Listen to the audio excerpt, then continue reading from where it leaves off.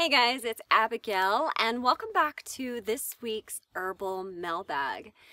So each time I release an herbal mailbag video, I am answering one of your questions as a listener and a follower. So I want to share about how to treat insect bites and bee stings.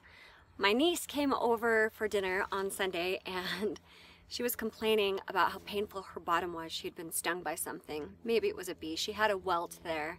And so she was asking me what she could do to get some relief, and immediately I knew the answer for her was plantain. Plantain is the absolute best for stings and bites and things of that nature. And now we're entering into that time of year where we're all spending more time outside, so these things are more likely to happen. And thankfully, this is also the time of year where plantain will start growing everywhere. It's considered a weed, but it's a super powerful medicine. So on Sunday, I didn't have any fresh plantain, so I went ahead and gave her some of my dried plantain. Here's what it looks like. And she's just gonna mix this with water, make it into a thick paste, crunch it up, get all of the juices flowing again, and then she'll apply that over her sting, cover it with gauze, and sleep like that, and then repeat that as often as needed every day until symptoms are gone. If you have fresh plantain, which you probably do, then you'll just bruise the leaves. I like to mash them up in my mortar and pestle and then apply that over the sting or the bite, cover it with gauze, and sleep that way.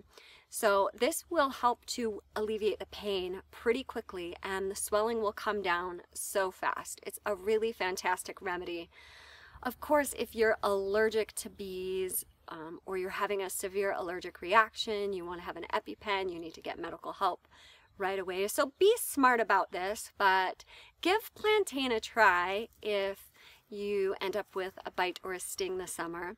I'd love to know if you found this information helpful, if you'd like to hear more about this, especially as the weather is warming up. I would ask that you leave a comment in the questions and let me know what you think. You are welcome to send me your questions as well if you have any health issues or questions about nutrition and herbs, and I'm happy to answer your questions in my weekly herbal mailbag. So that's this week's question: how to treat bee stings, insect bites using a plantain poultice. And I'll see you guys next time. Thanks so much. Bye.